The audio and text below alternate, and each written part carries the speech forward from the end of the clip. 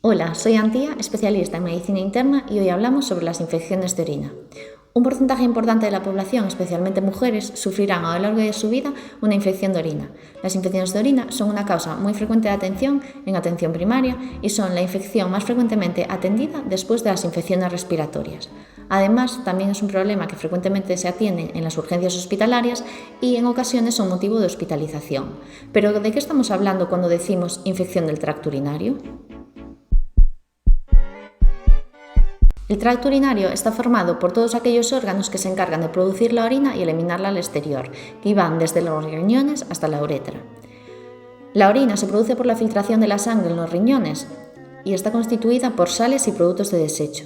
No es habitual que se encuentren bacterias en la orina y cuando una bacteria accede al tracto urinario y se multiplica puede generar una infección de orina. Aquí es importante saber que, aunque no es lo habitual que haya bacterias en la orina, en ocasiones pueden aislarse bacterias y no por eso quiera decir que estemos ante una infección de orina. Las infecciones de orina pueden afectar a cualquier parte del tracto urinario. Lo más frecuente es que afecten a la vejiga y es lo que comúnmente se conoce como cistitis. Entre la vejiga y el exterior hay un pequeño conducto en mujeres, más grande en hombres, y esto luego lo veremos porque tiene importancia, que es la uretra, y su afección aislada se conoce como uretritis. En cuanto a los riñones, cuando se afecta el riñón lo conocemos como pielonefritis y es la infección urinaria de mayor gravedad. Los uréteres son los conductos que conectan el riñón con la vejiga y no suelen afectarse aisladamente. Las infecciones de orina se producen habitualmente porque una bacteria llega a la vejiga y lo hace a través de la uretra. La uretra, como decíamos, es el conducto que une la vejiga con el exterior del cuerpo. Y esto es importante porque hay una clara diferencia entre hombres y mujeres. En las mujeres la uretra es más corta y en los hombres es más larga y su extremo más distal, el extremo que se une al exterior del cuerpo, está más alejado del periné. El periné es donde se encuentran el ano y la vagina, y esto hace que los microorganismos que más frecuentemente generan infecciones de orina sean aquellos de la flora fecal, y entre ellos lo más frecuente es la muy conocida Escherichia coli. Habitualmente el microorganismo coloniza el meato urinario y por ahí asciende por la uretra hasta la vejiga. Ahí genera una infección que se conoce como cistitis, pero si sigue ascendiendo puede llegar al riñón y generar una pielonefritis. Puede ocurrir también que una infección de la sangre haga que las bacterias lleguen al riñón y generen una pielonefritis, pero esto es algo muchísimo menos frecuente. En mujeres sanas, aquellas sin enfermedades previas, los factores de riesgo conocidos relacionados son las relaciones sexuales y además el uso de espermicidas, el uso de anticonceptivos recubiertos, preservativos recubiertos de espermicida o el uso de diafragmas anticonceptivos. Además, existen una serie de comorbilidades que puede favorecer tanto en hombres como en mujeres el presentar una infección del tracto urinario, como pueden ser la diabetes o anormalidades estructurales del tracto urinario, como podría ser en los hombres la hipertrofia prostática, también alteraciones funcionales del tracto urinario, como podría ser el vaciamiento no completo de la vejiga. Y además aumenta el riesgo también en aquellos pacientes que utilizan sonda urinaria o que son sometidos a procedimientos que manipulen la vía urinaria. Hay que tener en cuenta que aunque las relaciones sexuales son un factor de riesgo para las infecciones de orina, estas infecciones no son consideradas enfermedades de transmisión sexual.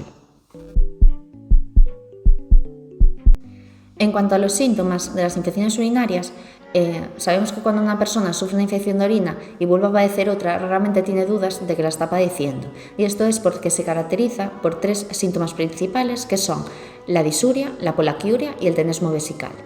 La disuria es la sensación de ardor o escozor que se produce cuando la orina sale por la uretra.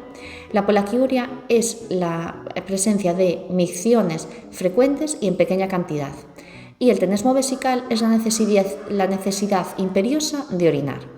Además de estos síntomas podemos encontrar otros menos típicos, como serían el dolor suprapúbico, que es por encima del hueso del pubis, o el cambio del aspecto de la orina, que se puede volver más turbia, puede tener un color rojizo, y esto se produce cuando hay sangre en la orina, o un olor más intenso.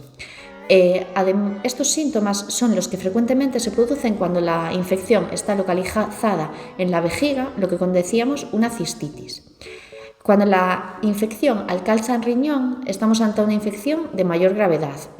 Y además de los síntomas que describimos anteriormente, aunque no siempre están presentes, nos encontraremos con un paciente que además de esto tiene fiebre alta, escalofríos y típicamente dolor en la zona del flanco del riñón que está afecto, y además sensibilidad en el ángulo costovertebral de ese lado. Además puede acompañarse de náuseas, vómitos, malestar general, etc. ¿Cómo se realiza el diagnóstico de una infección de orina? Ante un paciente que tiene unos síntomas compatibles con una infección del tracto urinario, tenemos dos pruebas fundamentales para establecer el diagnóstico. En primer lugar, el análisis de orina, en el que encontraremos frecuentemente leucocitos o glóbulos blancos. Esta prueba no es necesaria en todos los casos, ya que ante una mujer joven, sana, que tiene síntomas de infección de orina que no está complicada, el cuadro clínico puede ser suficiente para establecer el diagnóstico y dar un tratamiento. En este caso no sería necesario hacer un análisis de orina. Y hay una segunda prueba, que es el cultivo de orina, que es el examen microbiológico de la orina. En ella se identifica cuál es la bacteria que está causando la infección, y además nos permite saber a qué antibióticos esa bacteria es sensible y a cuáles no. Esto es importante, sobre todo en pacientes que tienen infecciones de orina frecuentes o que han tomado antibióticos por otros motivos, porque en ocasiones las bacterias se hacen resistentes a determinados antibióticos. En cuanto al tratamiento de la infección urinaria, se realizará mediante antibióticos. Inicialmente se prescribirá un antibiótico que va condicionado por la gravedad de la infección y por los microorganismos que habitualmente generan infecciones urinarias. Y en segundo lugar, se puede ajustar según el resultado del urocultivo, que, como decíamos antes, nos dirá exactamente qué microorganismo es y a qué antibióticos son efectivos contra él. ¿Cómo podemos prevenir las infecciones de orina? Para aquellas personas que han sufrido varias infecciones de orina o que padecen infecciones de orina recurrentes, existen algunas pautas que pueden ser de utilidad para disminuir el número de infecciones. En primer lugar, es de utilidad beber abundantes líquidos, fundamentalmente agua. En segundo lugar, en aquellas mujeres sexualmente activas, hay que evitar el uso de espermicidas y además sería bueno hacer pis después de mantener relaciones sexuales.